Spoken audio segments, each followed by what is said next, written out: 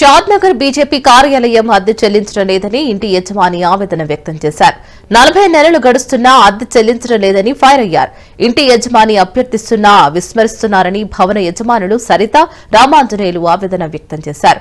3 ఏళ్లుగా బాకీ ఉన్న అద్దె 10 లక్షలకు చేరిందని ఆగ్రహం వ్యక్తం చేశారు. ఇక్కడ నేను నా ఇల్లు ఉన్నది షాద్నగర్లో కనుక 2021లో నేను బీజేపీ ఆఫీసులకు పెట్టి ఇవ్వడం జరిగినది. నెలకు 25,000 చొప్పున ఇచ్చడం జరిగినది, కింద పైన ఇంట్లో కలిసి. కానీ ఇప్పటి వరకు నాకు ఉండినది 1,50,000 మాత్రమే.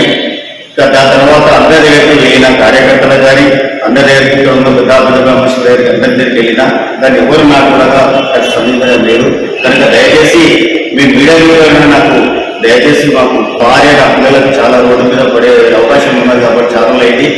దయచేసి మీరైనా న్యాయం చేయగలరని మనం చేస్తున్నాను.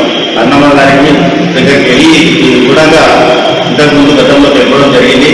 ఆమె కూడా నాకు ఎలాంటి రెస్పాన్స్ నాకు చేయలేదు కాబట్టి మీకు ద్వారా దగ్గర రావడం జరిగింది.